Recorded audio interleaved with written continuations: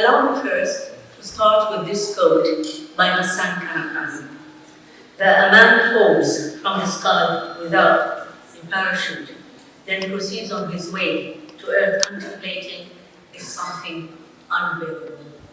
This quote is so telling of the man we are looking for, we are still searching for, wanting to know more about him. A man burdened by the weight of his thought. He is vulnerable, he is defenseless, and totally unguarded. Let's establish that from the very beginning. Certainly, no Palestinian literary experience has left as profound a mark on Palestinian literature as the Kanafani experience. No Palestinian, no Arab author has impacted or shaped the course of Palestinian narrative quite at large like Ghassan Kanafani. Reading Ghassan Kanafani is an ongoing exploration into the essence of Palestinian identity and its far-reaching implications. In each encounter with Ghassan Kanafani's work, we rediscover both him and the Palestinian narrative.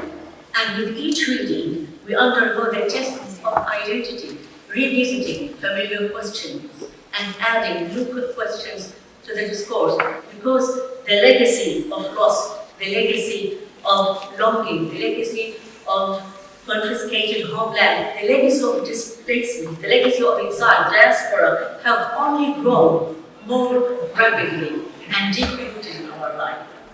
Perhaps what adds a unique value to Ghassan Kanafani's stories and novels is that ever-renewing currentness, that sense of pain, freshly generated each time we read him. Each time, anytime you read Ghassan Kanafani, you relive the events.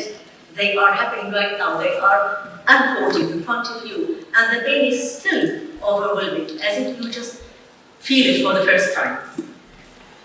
Undoubtedly, we are talking here about an iconic figure on multiple levels. Ghassan Kanafani was born in Palestine in 1936 in Akka. He belonged to the first generation of Nakba, the generation of the profound trauma. His childhood was overshadowed by uprooting, accompanied by the harsh realities of poverty, bitterness, and humiliation, which left an irreparable mark on his consciousness and memory. Ghassan lost a homeland, along with all the possibilities of the life he could have had there. This profound loss played a pivotal role in shaping a revolutionary consciousness within him, defiant and resistant, which found expression in parts of his writings. Ghassan Kanafani was not merely a Palestinian symbol, he embodied the very essence of Palestine. Writing to him was a way of reclaiming his homeland, piecing together its elements and components. In exile, his yearning intensified, deepening his sense of deprivation and refugeism. Palestine was deeply rooted in him, it was deeply engraved inside him. His compass steadfastly directed him towards Palestine. As you all know, most of you, Kanafani's literature falls under the term resistance literature. This term is coined by Kanafani himself to describe the literary movement that emerged in Palestine 1948 after the Nakba. From the very beginning, actually, Kanafani recognized the key role of resistance literature in safeguarding Palestinian existence from being erased. You see, I know there's a lot of controversy about resistance literature, but do bear in mind that at that critical juncture where Palestinians faced the loss of their geography, the very essence of their historical presence actually hung in the balance, And so within the domain of resistance writing or resistance literature lay the bedrock for upholding the Palestinian narrative. It is very much like, I can say it, I write, I resist, therefore I am. I write, I resist, therefore I am. He is credited actually with shedding light on very important at the time budding literary experience in poetry. Mahmoud Darwish, he was the first to introduce him even to the art world actually. Mahmoud Darwish, Sami Qasim, Qasim Zayed, and so many other. And he has one of the most important referential books in this month. It's called in Arabic Adab al-Muqawama fi Palestine al-Muhtalla, the literature of resistance in occupied Palestine, covering the years from 1948 to 1966. In this context, actually, Kanafani's works, which emerged during a defining historical moment, contributed to shaping the concept of Palestinian identity and Palestinian collective. I can say for sure that for the generation of Nakba, the generation of first-hand trauma, Kanafani played a fundamental role in freeing Palestinians from the shackles of their destiny. Thank you so much, Ghassan. That was an incredibly comprehensive introduction for us, and certainly we'll be unpacking some of your thoughts later in the panel. Can I just check, is everyone able to hear Ghassan clearly at the back? Is that all right? Okay, great, thank you. Louis, over to you. Can you hear me? Yeah. Hi, everyone. So firstly, I want to say thank you to all of you attendees for coming, to the organisers, and to all my fellow participants. It's a real honour for me to be part of this. And somehow it feels more of an honour knowing that we're being attacked by the worst people in the world. Literally. I will keep this relatively short because I think there's a lot to cover in an hour, and I think maybe the Q&A is a more accessible way to do that. So I guess the main reason that I was asked to be here and I'm here is because, for two main reasons, I suppose, that are connected. One, last year, I edited and published the first ever English language translation of Zionist literature, which Kanafani wrote in 1967. And it's part of a broader corpus of work in Arabic, non-fiction work in Arabic, the majority of which has not been translated into English. And I became aware of that much after I first became aware of Allday, because when that was the time I learned Arabic. And I discovered a whole other side of Allday. And so I think in some ways that kind of particularly interested mine. The more political aspect of Allday, the way in which I think that's been obscured and why, and trying to kind of re-interrogate some of the ways in which he's spoken about and has been spoken about and why that is. And I guess perhaps because of that connection and through that connection, through that translation, I formed a connection with his widow Annie, his two children, Faiz and Layla. I guess because of that I was asked, which was an unbelievable one, which I literally couldn't believe when I was asked by Susan to write the introduction to the republication. Yeah, so that's why I'm here, and there's plenty to talk about. Thank you, Louis. So then let's not waste any time and get right into it. Ghassan, I'd love to hear your thoughts on Kanafani's the impact that Kanafani's most famous novel, which I hope many in the room have read. Want to take a guess? Is it behind me? Most famous novel, the impact that Men in the Sun had on defining and has on defining the Palestinian narrative in a way that I would say almost transcends literal and metaphorical borders. Can I ask who read Men in the Sun? Raise your hand. That's great. But I think, most of you hopefully would agree, or just to remind us why we love this novel. Okay, and I can imagine the kind of questions we get. Actually, to start with, Men in the Sun was published in 1963, and it goes without saying now, although that it is considered to be a significant landmark in Palestinian literature, marking a monumental leap actually in the trajectory of the Palestinian narrative. For me, it is safe to say, from my own point of view, that Men in the Sun establishes a distinct or a clear demarcation between two eras in Palestinian fiction. The era that precedes Men in the Sun and the era that follows Men in the Sun. And set in the 1950s, of course, Men in the Sun recounts the journey of three Palestinian refugees from different generations, Asad, Marwan, and Allday.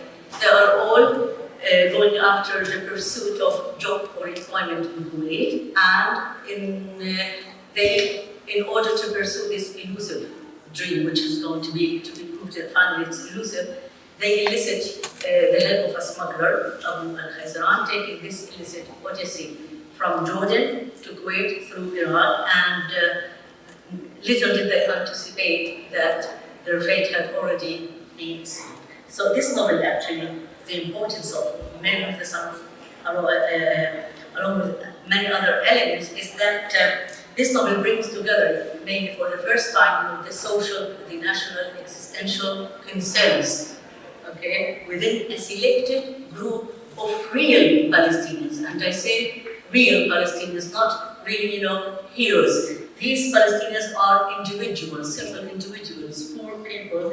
They are not legendized. They are not ideologized. They are people who are unnoticed, yet they are the ones who shape the events. In this novel, Palestinians are portrayed as poor refugees, dreaming of a better life and seeking individual salvation, as an alternative to collective deliverance. In trying to find an individual solution, they entrust themselves to a smuggler, Abu-Manneh, who is actually expert in taking advantage of people like those. And he would take money from them so that he would smuggle them in their own lorry. It's like a tanker, it's a special lorry, it has a tank in which you put water, it was empty, and so that they would manage to enter Kuwait. For the first time, we have a Palestinian writer who proposes this harsh, cruel destiny for the Palestinian, to have their body thrown into a waste dump. In this sense, Men in the Sun goes beyond, this helpless nostalgia to cry over the homeland and presenting some sort of a nightmarish narrative about the fate of the Palestinian. What would be the fate of the Palestinian should he accept being captive of this bleak reality?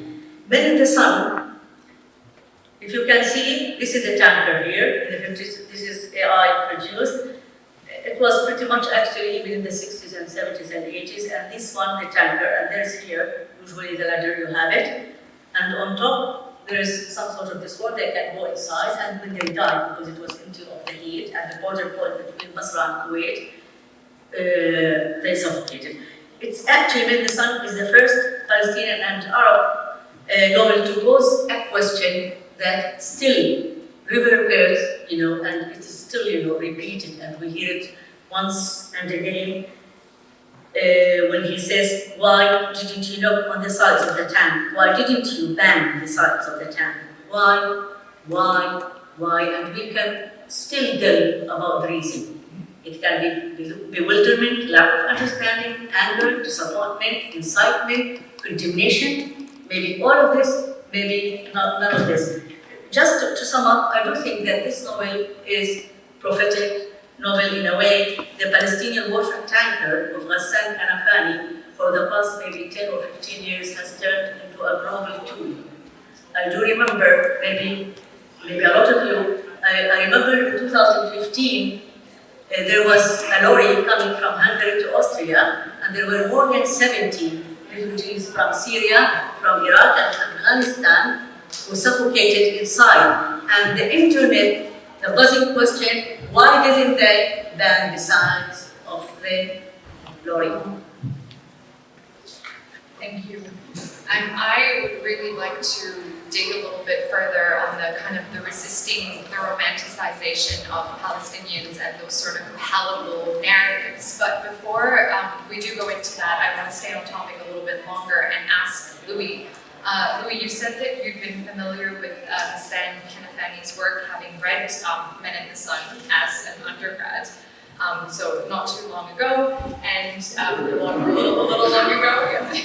But you said that it wasn't actually until you read Ghassan Kanafani, the book by his widow Ani, that you actually became interested in his life and his work on a more like granular level. So what was it about the work that compelled you in that way?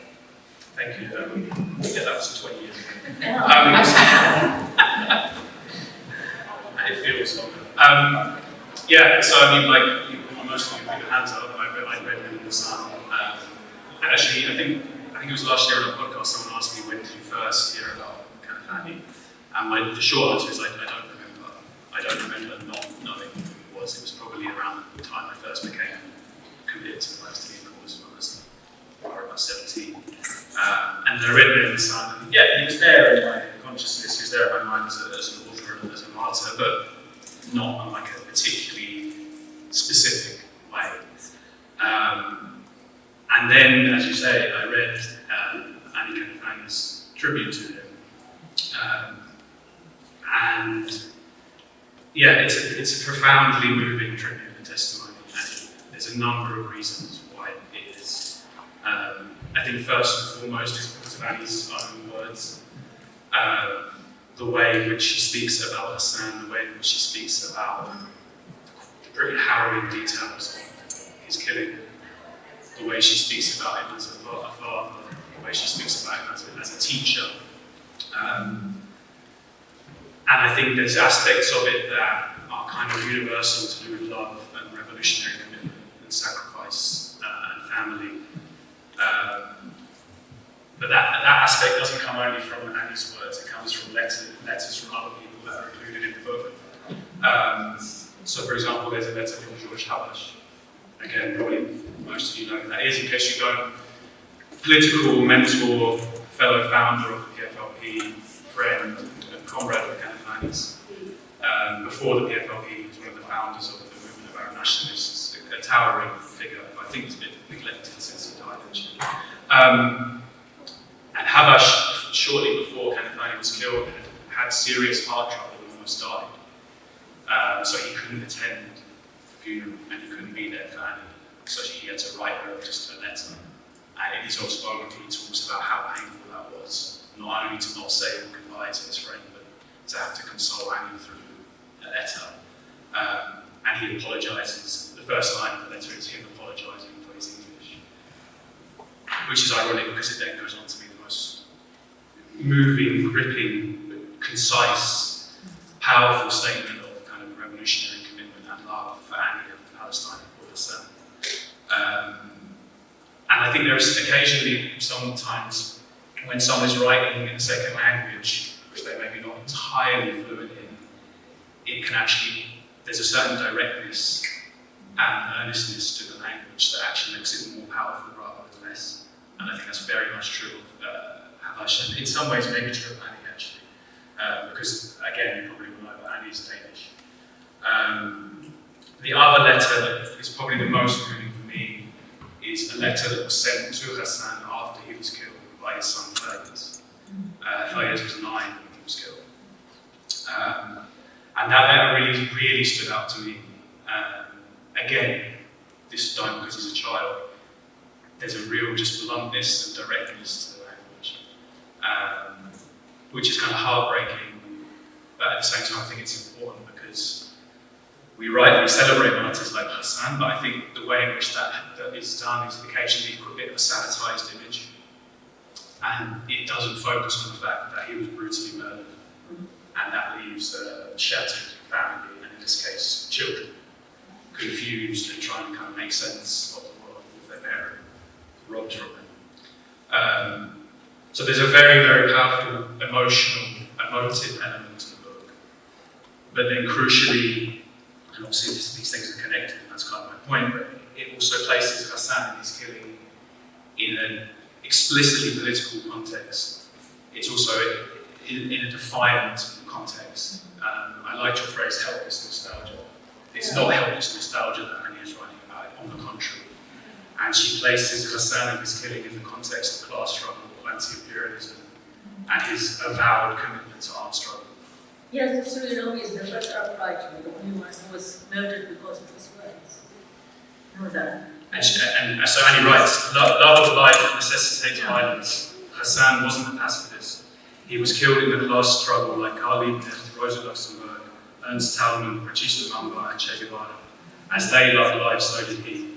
And so in doing that, I mean, that's just a small part of it, she places his killing in the broader context of anti-imperialist struggle, which which is how he saw himself explicitly too. And I think that, we can talk more about that, but I think that is something that is lost in a lot of the framing around Kanafani now. He was an anti-imperialist militant Marxist, and that is the core part of him.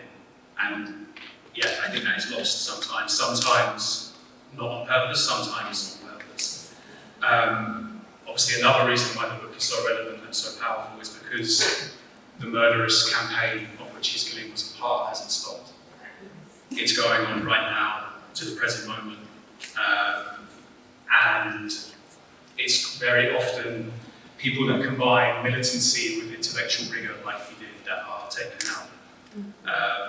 Whether directly, like Saleh in 2017, or more recently, indirectly by their collaborator thugs in the Abu-Manneh 2021. People like Kanafani are still being taken away from us.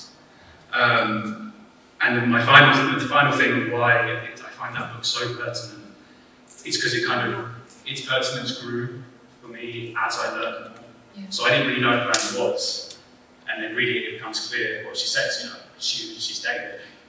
And I think many people would have been extremely understandable or sympathetic, if after his killing she had said, you know what, I'm going back to Denmark to a very different life, literally and figuratively leaving the cause, leaving the region.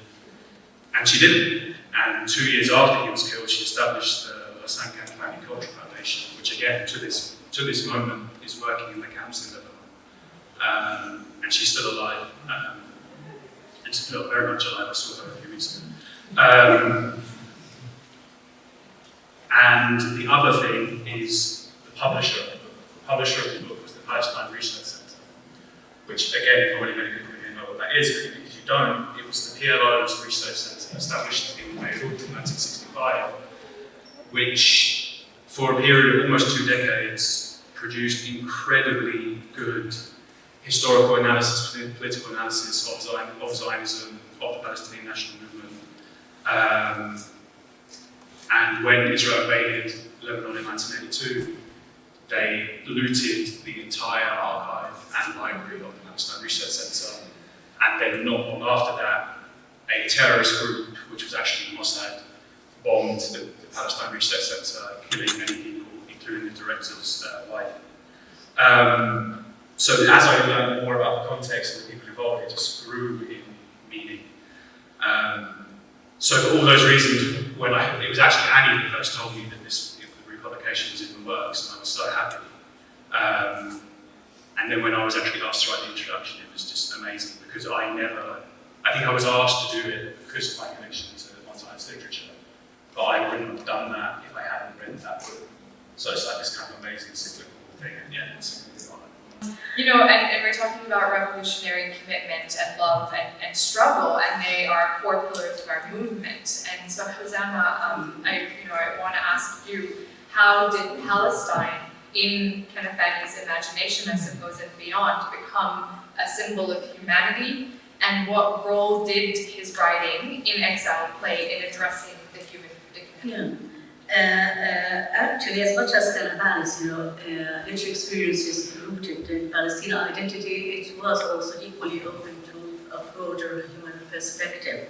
His sensitivity towards his personal sufferings and the plight of his own people encompassed actually the sufferings of humanity. For sure, in his early writings, Palestine was portrayed as a distinct and standalone cause in itself, but later he came to view Palestine as an absolute human symbol that includes the sufferings and struggles of humanity as a whole in a geography of pain that knows no boundaries. It's unlike actually Beirut. I would love to say that one of the most important places in exile. I'm not sure whether most of you do know that the journey from he was born in Palestine, then he was driven out to the country. He went to Syria, to Lebanon, to Kuwait, and back to Lebanon. Unlike actually Beirut, which witnessed the peak of his literary career and political activity, and which he spent most of his short life anyway. Kanafani's time in Kuwait, though within its own confines, became one of the experiences that impacted his literary career the most. Kuwait emerges in many of his stories, not explicitly mentioned. Maybe the only word which have the name of Kuwait there is Men in the Sun. But there are so many stories, actually, when he talks about the environment. You know, he's talking about Kuwait. It is depicted like some sort of a dry desert environment with arid, atmosphere and relationships and life. Ghassan Kanafani lived in Kuwait for about 5 years, from the year 1955-56 to 1960. And these years served as a foundational phase in his career, yielding some of his most remarkable work. I want you to have, promise me, open hearts and open minds. And judgments will not help or serve our cause. Okay? I can claim that I read all of his stories and his novels more than once. It's part. I grew up actually on the rock of Ghassan Kanafani, and he's one of the persons who drove me to writing in the first place, as a novelist and a short story writer. Now, one of the stories that deserves special attention, and bizarrely enough, it is usually discredited, but actually bold by critics. They don't approach it, is a story called علبة زجاج واحدة, one glass box, published in his distinguished remarkable collection of short stories, عالم ليس لنا, a world not ours. Okay? The story is narrated in the first person narrative form, like most of his stories, and the narrator talks about himself and his colleagues who met. They are all living and working as bachelors in what he describes a clean glass box, meaning Kuwait. And from the very start, the very first line, still here we have, someone, please do read this one, there is that sense of, weariness and deprivation. He says, they provided us with everything except for women. And that was our problem. So what does he do? He ventures to the place where there are women. He calls it like prostitute quarter. Now, as a matter of fact, there was in Kuwait something like, the red light district, but not the same modern gadgets anyway. So there was the red light district there, located on the outskirts of Kuwait. It was not legal, it was not officially recognized, but it was there. And it remained active, this is historical facts, till the mid-60s. Ghassan Kanafani was the first Arab author, even Kuwaitis did not write about it, who wrote about the red light district in Kuwait, giving a vivid description of the place and the frequent visitors, okay, in detailed pages, which actually it is a place where misery is found in every corner, is shabby and dirty houses. So, and then also he portrays the clients. They are men who would walk in to near the side of the walls, okay? They are whispering, they don't talk so that no one would hear them, and they would cover their faces with kufiya, not necessarily the Palestinian kufiya. There are other kufiyas. Not that our Palestinians don't go there, but it's okay, not only. So please, no judgment, so come in.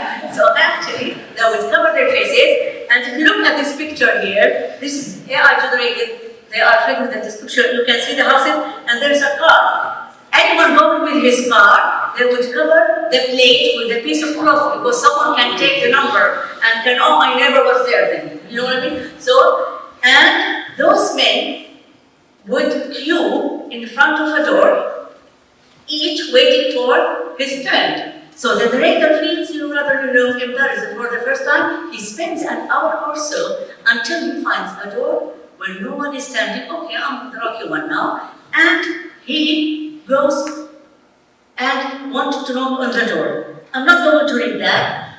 This is part of the story. He says, I saw a small wooden door. If let's go to the third line, I extended my hand. I remember all the details vividly and was on the brink of knocking had I not read 3 words inscribed on the wooden surface.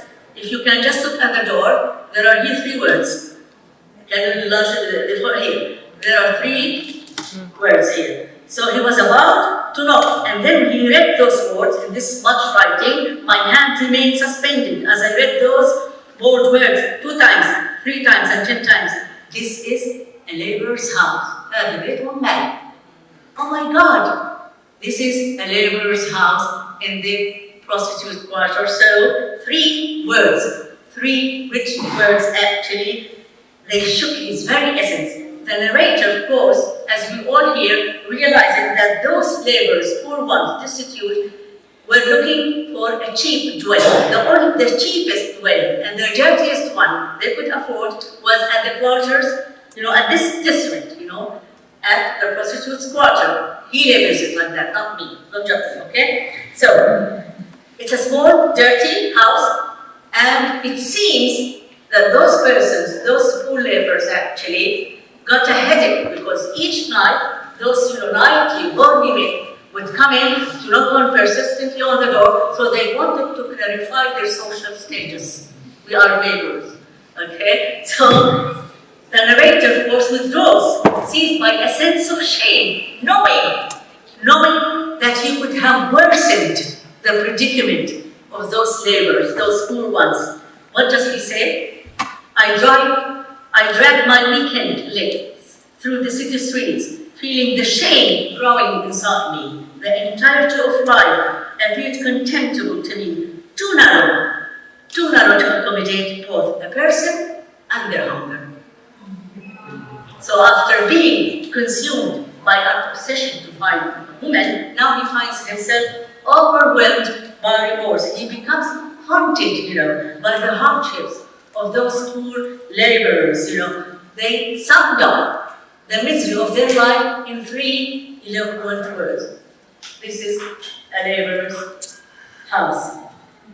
So, to sum up, while the Palestinian plight actually remains dominant and ever-present in his work, Kanafani's personal experience as a refugee in exile in diaspora broadened his scope of writing to encompass, the sufferings, the tribulations of the oppressed, the downtrodden, the crushed, and the impoverished, wherever they are, and whoever they are.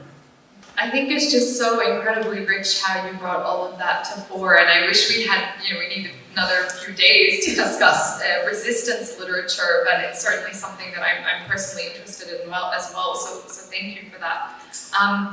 Louis, to go to you, Ghassan Kanafani has a role to play in humanity, in literature, in our lives, and he's had a role to play even in his own death. Perhaps I would argue an even bigger role now.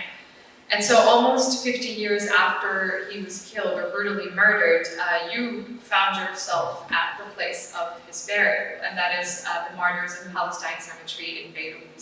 So I am really interested in why you decided to go there and what kind of reckoning did you have in place? Again, given the nature of this audience, probably most of you are aware, at least to some extent, what the Martyrs of Palestine Cemetery is. But if you're not, the name tells you something, but it's in Shatila, or kind of next to Shatila in Beirut, which is a refugee camp that was established in 1949 and is still very much full. And perhaps most widely known for the infamous massacre that took place there in 1982, the anniversary of which was just 2 or 3 days ago.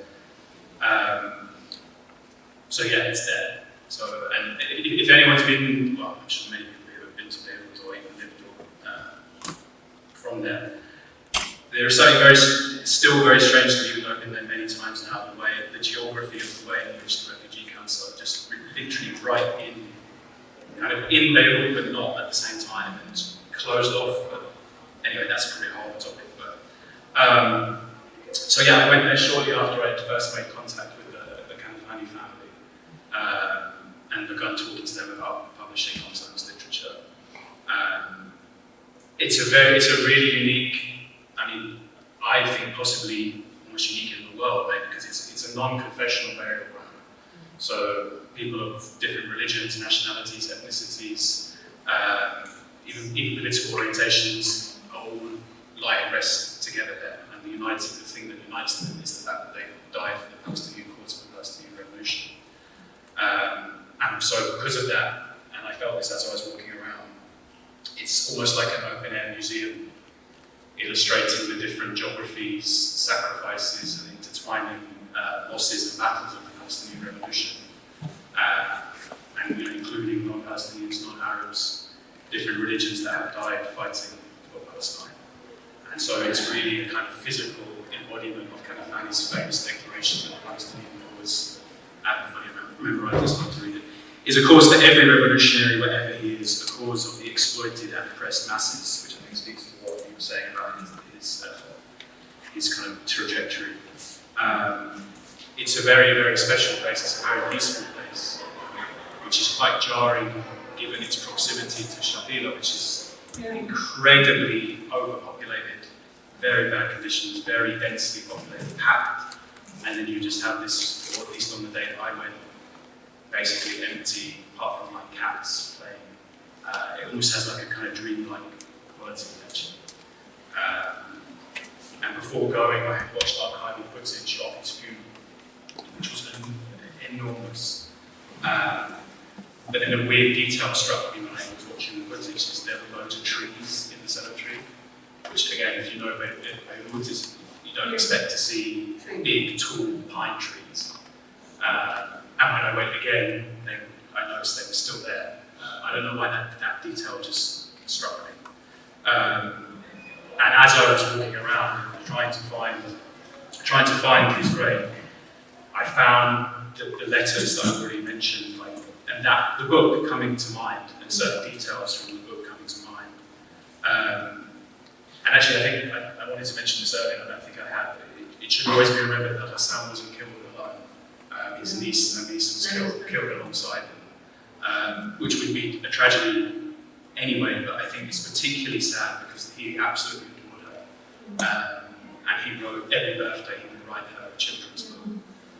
He was taking her to register at the university, the American University. She got her degree from Kuwait, she studied Kuwait, and she got time off, and he was taking her for her first day to the university. She was 17 years old. So it was very moving to see that they're very directly opposite each other. How did you feel when you went to the grave for the first time? I mean, and now, what is the image? Can I ask you that stuck in something? Now, you hold it right now. Can you give me one image? And you feel it. Yeah. I've never been there. I tried, but I couldn't. The thing that really struck me, and is probably the defining image for me, is that I don't know if it was actually on his grave or just nearby, but there was plants and flowers, not cut flowers, like flowers that were planted. Yeah. And I immediately thought of a line from Fayez's letter, where he says, he recalls his father planting flowers with gentle hands every Sunday in the garden. And yeah, that was incredibly moving, actually. And then probably the second thing is, I don't know if it's permanently there or just kind of coincidence, but when I was there was a laminated sheet of paper on top of his grave, which looked like it had been put there recently. And on that, this is translation, but it says, I dare to believe that my writing has always sprung from the belief that man is responsible for his own fate and is able to change it. And in many cases, he is able to attain the honour of dying for that purpose. So they're Kanafani's words. And obviously, it proved to be prophetic. And I think, in some sense, I think Kanafani knew his life was going to be short, whether it was from diabetes, which, again, most people probably know he had very bad diabetes, or from the way in which his life did end. And actually, not long before he was killed, a journalist asked him what death meant to him, and he quotes his reply in the book. And he said, of course, death means a lot. The important thing is to know why.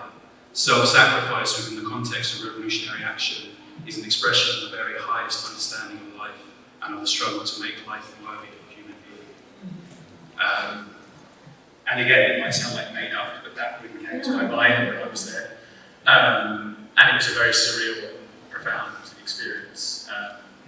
So if you ever have the opportunity to go there, I would encourage you to. There's lots more I can say. I've already explained it. Thank you for sharing that. Thank you, Louis. And from Louis' diary entries to Ghassan's diary entries, Zama, I wanted to ask you, why is Ghassan's diary, I mean, I think it's pretty clear, but why is his diary important in revealing some of the unknown aspects of him, things that maybe... I hope for the first time I'm sharing with my audience, like the story of Bread part of it. And by the way, it's not translated into English and these parts. I did a translation myself, so that because I thought it might be best possible to be it's available, of course, in Arabic and English. You do know also, Annie, by the way, is involved in this diary. Hopefully, maybe someone who's acquainted with Ghassan Kanafani's diary. In 1981, Al-Karmel magazine, a Palestinian magazine, which was, the editor-in-chief at the time, the late Mahmoud Darwish, they got a selection of Ghassan. It was a surprise. It was a huge surprise for everybody. And she gave a selection of Ghassan Kanafani's diary to the magazine. And as I say, selection, because you can think when you read this parts or excerpts, something is missing, but it's okay. At least you have something for him. And it's the diary. These are diary.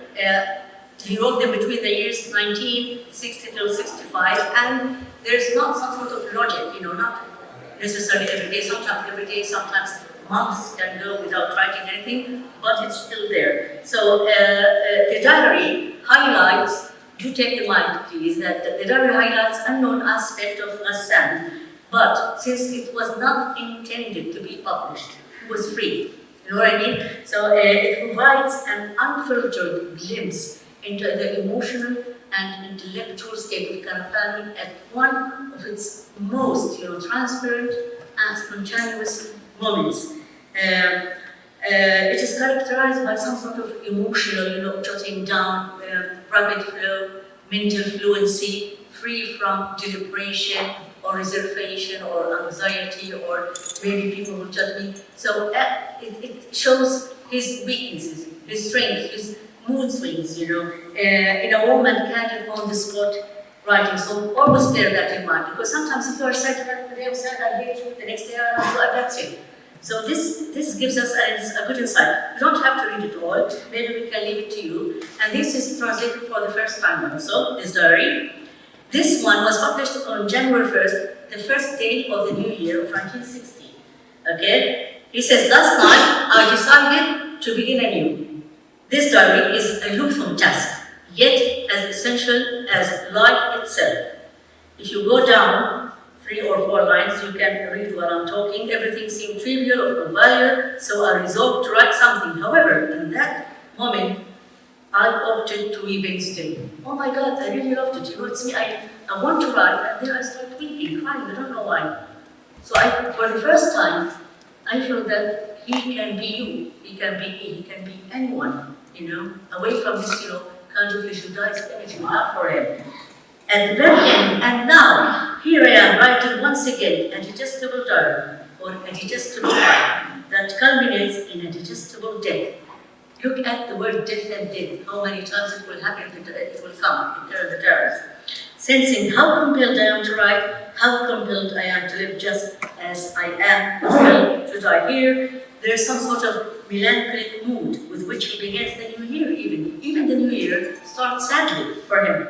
There's some sort of, he lives these kind of contradictory emotions that tear him apart. And there's that profound sense of grief or sadness inside him.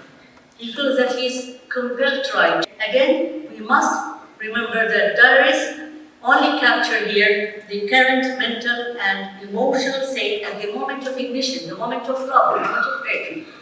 Now, this is one of the richest ones I've read. It's a very lengthy one. I've just had some parts, excerpts. In this one, we learn that he had a love relationship that lasted for a few years with a woman. And now it's coming to an end. There's not much to know, and yet there's a lot. been away. So here, I wrote a letter today to Anne. The names are not there. I think the publisher, or maybe they said it's better because the lady now is not there anymore to take off the name. So it was undoubtedly a love story, but now it's a tragedy. And then he talks about her recent letters to me had a distinct tone, as if she wanted me to clearly state my position. What do you want from us? I mean, we've been there. It's a typical kind of fight between two lovers. She wants commitment, he doesn't, or maybe he wants commitment, she doesn't. We don't know why, what's happening. Then he says, after I finished writing at the very end, I realized clearly that I do indeed love her. And then he says, I will copy here some excerpts from her letter. In this diary, he is copying parts of her letter without the intention of publishing them. Maybe he wants to keep it for him so that in later time, but just remember the things that matter to him the most. Okay? So what does he tell her in this letter? He tells her, I'm so confused. I think also this will show what we talked about his health. My thoughts appear shaken. What confuses me is the news that the doctor delivered to me yesterday. This poor heart has begun to fail. He had diabetes and he has also heart issues. And then he told her, I am not afraid of death. If you go to the number 4, the fourth line, I'm not afraid of death, but I don't want to die. Let's go to something so actually, it's sort of philosophical. It seems naive and easy, but it's not actually. He says, I have never lived, so I have never existed. And I don't want to live without being existence before departure. Existence for him is the evidence of life. I mean, you can live, but if you live without doing anything, or you do not leave any mark, then you did not exist. For there's a distinguish, there's some sort of a difference between to live and to exist. For him, he wants to exist. He doesn't want to depart from life before leaving a mark. Existence is the evidence of life. He doesn't want to be merely alive. He wants to truly live. He wants a life that equals existence. And then he says, my current feeling at the very end is this suddenly in particular. He says it's like the feeling of a person who was going somewhere to take up a suitable job, but suddenly died on the way. Then he continues. He tells her, my dearest, why is it distant for a person that their deepest wounds are those they dig with their own hands? Look at the very last lines. Do these words ring a bell? In her letter, she says, you asked me in your last letter, did the Dutchman die? I believe he died. She's asking about the Dutchman. Actually, I was confused. What does she mean by the Dutchman? Then I got it, Kanafani watched a movie he loved, Bandura and the Flying Dutchman.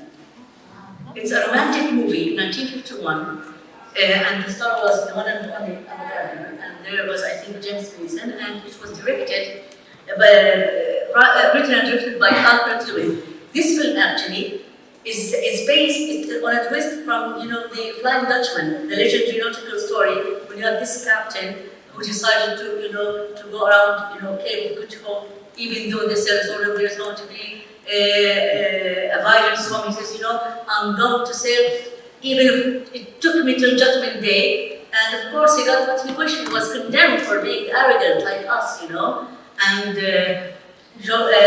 blasphemous against the divine. So he was cursed to sail the seas forever. His only salvation, always for man, is a woman, is to find a woman, is to find a woman who's willing to love him and to be also faithful to him till the end of flood. And in order to find this woman, according to the curse, he is given an opening every 7 years as a captain to go ashore to search for this woman. It seems even here she is relating between the Dutchman and Ghassan Kanafani, and then she might be the woman. It's very interesting that he loved this film, which was, by the way, if you read, I read about this film, it's like ABC in early surrealism, you know what I mean? So she started to tell me what happened. And Kanafani, he's playing, a reverse role of Shahrazad. He's not telling her the whole story. I saw this film, it's about so and so, and he doesn't say much. So that she wants to know more about it. And she asked, tell me, what happened in the document. Okay? Now, in this one here, he tells her, I know you are angry. So this is up, can you see? Oh my God, I love this one already. Yes, I can die for him. I never would die for a man.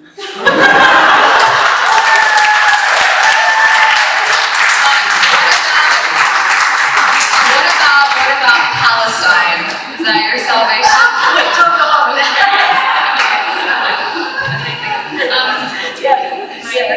We just have time. Okay, so if you're interested, we can just, see this one. I just want to end with the last one. Only the last one we can go. I can leave these ones for anyone who's interested, okay? We can.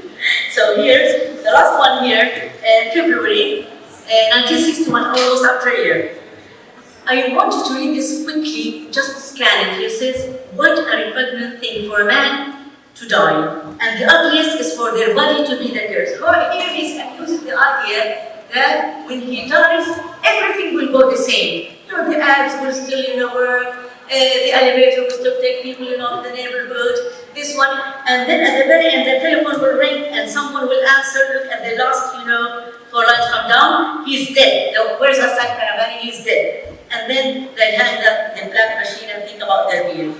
These thoughts felt horrifyingly inviting to me, and the idea of dying wore me out, coming to an end while everything else persists. He cannot imagine that when he dies, everything will go as it is, nothing will change. The journey won't be long.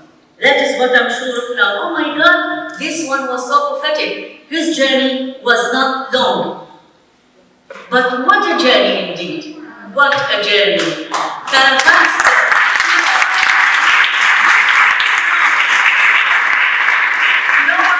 Kanafani's death proved to be not a passing matter. In reality, when he died, the world paused. At least this part of the world, our part of the world paused. Time stumbled, and history was made in that moment. Thank you so much.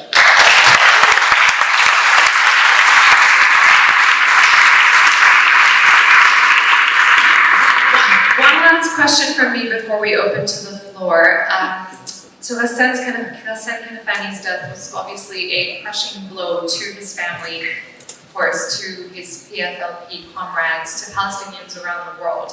And we have continued to honor him and remember him in various ways. But I'm also interested in not just what is present in the narratives, but also what's absent. And Louis, you have been critical of the ways in which Ghassan has been commonly portrayed and is commonly portrayed in mainstream discourses, in media and pop culture, sort of that romanticized, palatable, whitewashed depiction. So I'd love if you can, but briefly, please elaborate on this. Yeah, I will try to be brief. I think, in short, Ghassan has suffered what a lot of dead revolutionaries suffer, which is a kind of sanitization, defagging, depoliticization, a more palatable image for so-called polite society. And what I mean by that specifically in this context, and I do think this is especially bad in the English-speaking world, to put it broadly, but not exclusively, is a kind of liberal reframing as though he was simply a novelist who took on resistance themes or was engaged solely in cultural resistance. And I think in that happening, his political stances, his political commitments, his role within the PFLP, which included writing strategy and political analysis, his repeated statements endorsing revolutionary violence, what was called terrorism, that's all downplayed, at times completely obscured and ignored, in a way that I think is very distorting and very damaging. And I think it's not only because, so part of the problem is a lot of his political writing hasn't been translated, it's beginning to be remedied. But it's not only because of that, I think it speaks to a broader problem within the Palestine solidarity movement, especially in the West, which has become very fixated on BDS, and this is not to say that BDS is not important and valid, it is, but it become very fixated on BDS and on non-violent cultural resistance and commemoration. And endorsement of armed struggle is like a minority position, and it should be the absolute norm. It it should be without, so long as the people on the ground.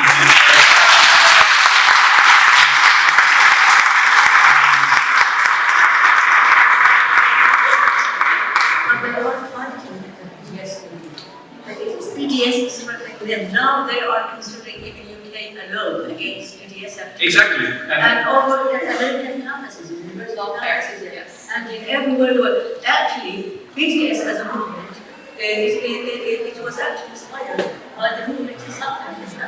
And okay, so the idea is that if I don't want to deal with it, I don't want to buy a product. I mean, what's threatening? I'm not using a gun or a stone. So BDS is not. It isn't threat. We need our guns, we need our stones, we need our voting lines. I think Samah Idris said it best. He said both forms of resistance, civil and armed, are complementary and should not be viewed as mutually exclusive. Me saying this is not saying BDS is not important, or what we're doing here is not important. But ultimately, I think it becomes much less important if you can't even bring yourself to endorse the people who are dying right now and fighting. I guess with that, if everyone's okay to hang out a couple more minutes, because once in a lifetime opportunity with these panelists, can we open the floor to a question or two maybe and just close up? So, do we have a question? We can do One lucky questioner. That'd be good. And we should keep it brief from Louis and Ghassan. Okay, yeah. All right, we're making history, sir. Well, just really quick, but no mention at all of return to Haifa, which I think is in many ways really much more relevant to our moment now because everything's been, it's all been managed and all that, and his incredible empathy with the other side. So briefly, Ghassan, would you like Yes, to actually, return to Haifa also is a major work, and to be honest, when we were preparing this kind of material, we were, because of the timing, and hopefully this session will open to other things. I just want to add something to you. When you cover something, usually people accept you like men in the sun, return to Haifa. Now I give you a story about something I've never heard of, but let me tell you, you can read it in English, there's a story. I once was asked the best love story, or the most love story I loved, love story. It was written by Ghassan Kanafani. You know which one?